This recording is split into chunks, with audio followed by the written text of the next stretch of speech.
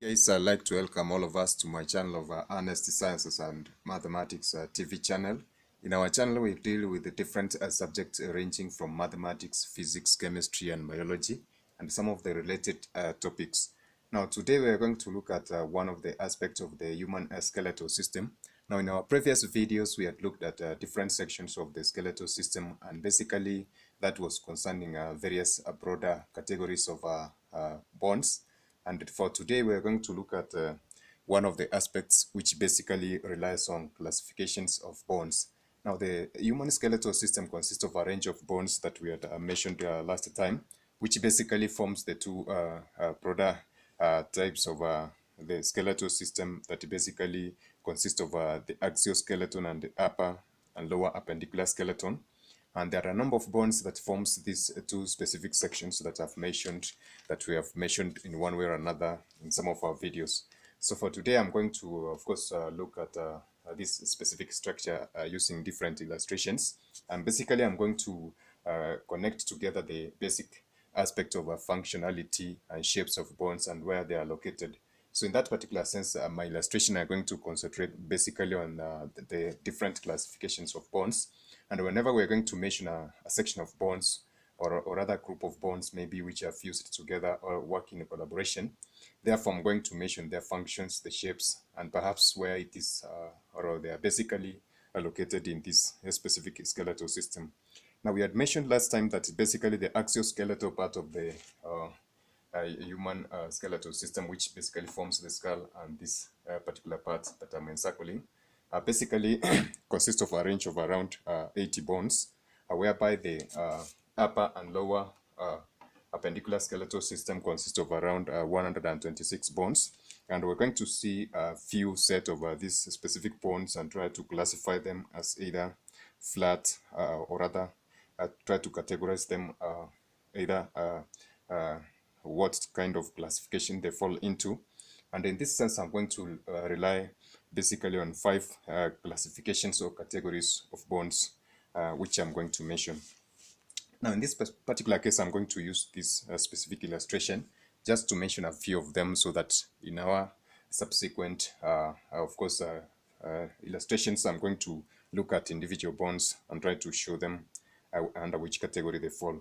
Now, this is, of course, going to be done in this specific order. So therefore, I'm going to just mention these different types of classification and one of the examples or two, and then we just proceed. So therefore, the classification of the bones in the human skeletal system is based on their shapes and functions. And basically, I'm going to use, or rather mention 5 specific categories. And this is, falls under the range of bones that I've mentioned, basically which are either fused or individual bones in the skeletal system. So I'm going to start with the first one, which makes a category of bones that we refer to as long bones. And one of the bones that falls under that category is the humerus, ulna, and radius. Now, depending on their shapes, as we can see, that is what gives it the aspect of being classified as a long bone. So therefore, we are going to have a range of long bones in the skeletal system.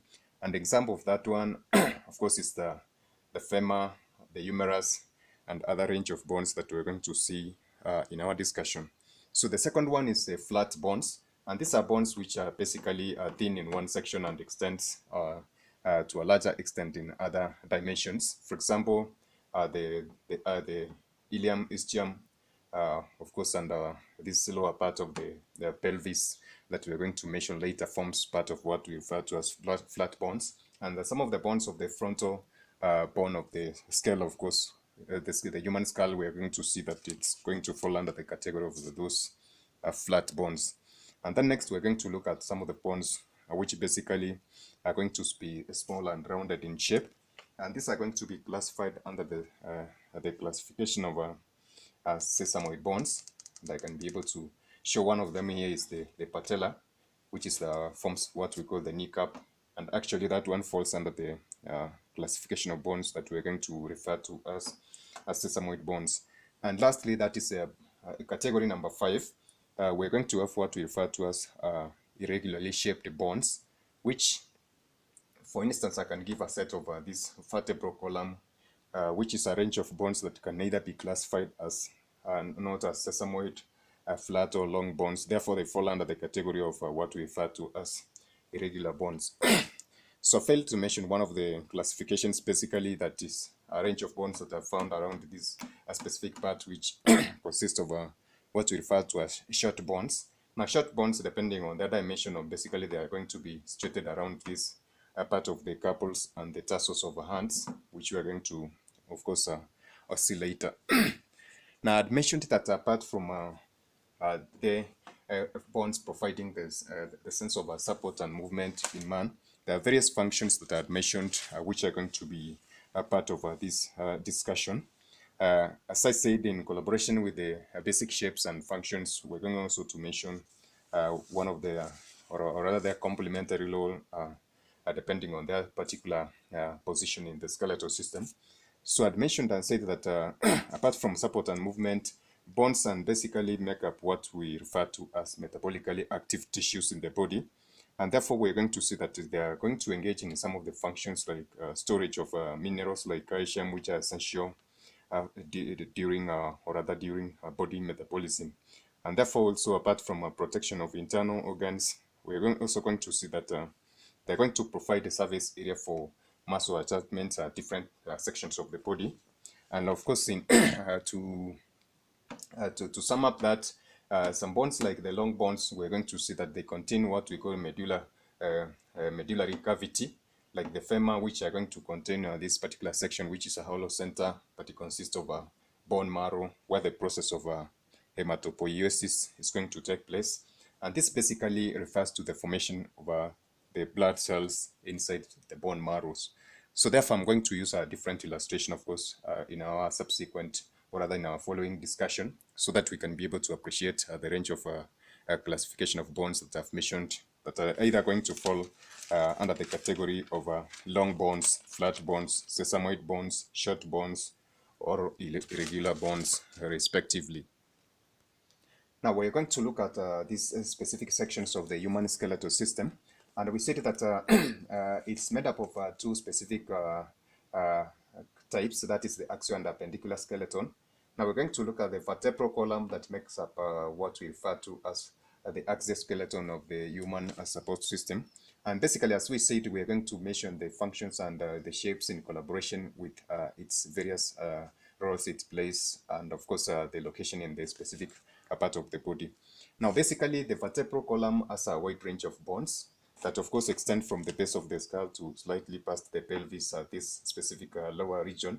Therefore, we're going to see that this specific part of the human skeletal system that is referred to as a vertebral column consists of what we refer to as irregularly shaped bones. And these bones are going to form what we call as the vertebral column. So these bones are coordinated, or rather joined together to form this what we generally refer to as the backbone, and it consists of a range of classification of 5 bones, depending on their shapes, as we have said. So therefore, these are irregularly shaped bones, and they can be classified from this particular base of the skull. The first range of bones is referred to as the cervical vertebrae, and the next one is the thoracic vertebrae, the lumbar vertebrae, the sacrum, and the coccyx, which forms the last part of that vertebral column. Now, the major function of this vertebral column is to protect the spinal cord, which sometimes we're going to see it being referred to as the medulla spinalis in some of the literature that we're going to come across, or in some of our discussions. Now, apart from that, it's going to, of course, support the weight of the head and the trunk, as we're going to see later, as it is going to be joined to the lower part or lower extremities of the perpendicular skeleton in some of our illustrations. Now, basically, from this particular view, there are going to be branches of the spinal cord that are going to emerge from this particular part of the vertebral column, and therefore it provides for the allowance for exit of part of the spinal nerves, which are going to be shown later in some of our discussions, basically, or sometimes later when we're going to discuss about the neural system and other related videos. And apart from that, also it allows for the movement of the head and the trunk, and other various, of course, roles that we're going to see later. So basically, this range of bones, as we have said, are going to fall under that specific category of classification that we have referred to as irregularly shaped bones, or rather irregular bones. The thoracic cage basically consists of a pair of 12 ribs that we're going to see being numbered from number 1 to 12. And we're going to see that these ribs can as well be classified under true or false ribs depending on their orientation. Now, basically, we're going to see that this part of the articulation of the costal cartilages, which basically are going to, of course, join the ribs anteriorly to the sternum. From this particular section, we can see from rib number 1, 2, 3, they are being joined together up to rib number 7 to the by the costal cartilages to the sternum, and therefore these are going to be referred to as true ribs. So these ones from number 8 to of course 12, which are being joined to this specific part indirectly, are referred to as false ribs, and we're going to see this particular case later. So in this particular case, the rib cage is going to form a range of what we refer to as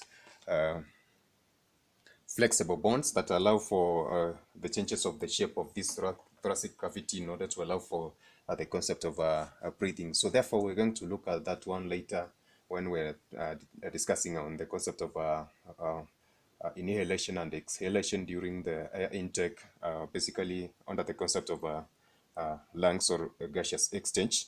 But basically, this also forms part of the what we refer to as a range of bones that are going to be, of course, part of the human skeletal system. The pelvic girdle provides for a point of attachment for the upper appendicular skeleton and the axial part of this skeletal system that we mentioned. And of course, we're going to see that it's made up of a range of fused bones, which are basically the ilium, ischium, and pubis, which of course are connected the anteriorly to form what we refer to as the pelvic girdle, whereas the posterior part, we're going to see that they're connected to the sacrum to form this range of fused bones that we refer to as the pelvic girdle. So therefore, we're going to see that this range of fused bones provide a point of attachment for the lower. Perhaps we're going to look at the posterior view and the lateral view in order to appreciate that particular part. There's a section for the ball and socket joint that is going to connect to the lower limbs, of course, and that is going to be very much essential, an essential role of this particular section that we refer to as pelvic girdle. Now, if we try to look at this particular illustration, of course, there's this particular point of attachment, and that is going to form part of the role of this section of bones that we refer to as a pelvic girdle. Now, under classifications of bones, we're going to see that it's going to consist of the pelvic girdle is going to consist of this part of the vertebral column of the exoskeleton, which we had said that is formed by a range of irregularly shaped bones, and the anterior part of this pelvic girdle is going to consist of the ilium, ischium, and pubis.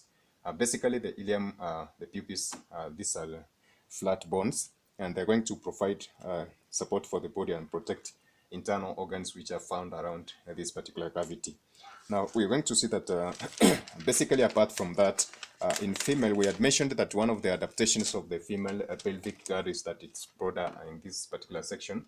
Now, apart from that, we're going to also see that the pelvic girdle provides for the functionality of protection of the foetus as it develops to maturity, and then it's going to give an allowance for a passage of the path canal, which is going, of course, to play a role in trying to facilitate the concept of a path in humans and other mammals. So in this case, this plays a vital role, and as I've said, it's made up of a range of irregularly shaped bones for the sacrum and the flat bones like the ilium, of course, which for the form of the latter are going to provide for the concept of attachment of muscles. Now, as we had mentioned earlier, the patella forms a set of bones which are small and round. These are mostly found in the tendons of hands, feet, and of course the knee. And this basically is found at the knee region, of course, which sometimes we refer to as the kneecap. Now, the function of this particular kind of bone that falls under the class of bones that we refer to as sesamoid bones is to hold some of the tendons which are found around this specific place away from the distal end of the femur, we're going to see that there's articulation that is going to be, of course, formed at this specific joint in an elaborate display of this particular section. And this, in a sense, tries to change the angle, of course, that is going to be situated in that particular place. And this facilitates the smooth movement of what we refer to as the tibia, which is the lower section of this one of these bones. We're going to see on the tibia and the femur, and the humerus bones, which forms an articulation at this specific point, of course. Now, the function of this, as I've said, is to try and change the angle in that specific part, which is going to facilitate, of course, the change in position of the tibia part over that lower limb of the human skeletal system. Now, apart from sesamoid bones, we had mentioned another category of bones that we refer to as long bones, and this ulnar and radius is going to form part of the classification of those long bones that we mentioned. Now, in these long bones, like the ulnar, radius, and femur, there's going to be what we call the medullary cavity, that is going to consist the medullary cavity that is going to consist of the bone marrows, where the cells are going to be formed. I had mentioned about this in one of the statements in my introduction. So therefore, this basically acts as of course, they function to support the body weight and facilitate what we refer to as movement in the human skeletal system. Now, apart from these ones, we're going to see other range of bones that are going to play a similar role. But basically, these are the major ones that are going to fall under the category of what we have referred to as long bone. Now, apart from the pelvic girdle, which is basically the section that we refer to as the pubis, there's that specific, the pelvis in that specific case. Apart from the pelvis, there's a range of bones that we refer to as flat bones. And we mentioned one of the particular functions is to provide area for muscle attachment. One of the that class of bones that we're going to see in this particular case is the scapula, that is located at the upper appendicular part of the human skeletal system. Now, this is going to provide for muscle attachment, and physically, as we can see from this, of course, if we had a three-dimensional illustration for this, these bones are basically thin in one direction, and of course, they do not consist of the medullary cavity that you had seen being displayed in some of the long bones, like the femur, which basically consists of the bone marrow. So these bones are going to provide a surface area for muscle attachment, and of course they are going to be located in specific parts. Of course, I've mentioned about the pelvis, and of course the scapula that is found on the upper appendicular skeletal system of the human support system. I had mentioned the concept of the irregular bones, and I said that the vertebral column forms part of a range of irregular bones, which are joined together to form what we refer to as a backbone. So therefore, these irregular bones are going to, of course, be classified on that specific class, because we do not see them falling under the category of short, long, sesamoid, or rather flat bones. Therefore, they are regarded as irregular bones. Now, from this particular display, we're going to see that this range of three bones, of course, that is the cervicothorax and lumbar vertebrae. And these bones are going to, of course, provide what we call a protection for the internal organ. There's a foramen or a specific allowance that is situated in between this particular part of the bones that provide for the passage of the spinal cord. And that is one of the major functions of these irregularly shaped bones. Now, lastly, we're going to see one of the remaining aspect under classification that basically falls under the category of what we refer to as short bones. Now, I've given one of the examples of this and said that the carpals of the hand form what we refer to as short bones. And of course, as we can see from these specific ranges, this is going to form a part of those what we refer to as short bones. And of course, they are going to form a part of classification that is we had mentioned apart from the four that we have discussed. Now, we are going to see that the major function of these particular bones, of course, is articulation, and that, of course, sums up the class of a different range of bones that we had mentioned. Now, in subsequent discussions, we're going to look at the collaboration between these different parts of the bones, and I'd mentioned the concept of joints, which are going to form part of a complementary role in trying to facilitate this specific movement of joints. Now we're going to do an exclusive video on different types of joints, and that is going to assist us appreciate, of course, different formations of these specific bones and some of the adaptations of these specific joints which assisted them in trying to play the role. Now catch us in our next video where we're going to discuss on various types of joints in the skeletal system and some of their formations which of course makes them facilitate this concept of support and movement in the human skeletal system. So that is it for now, guys. Bye. God bless you.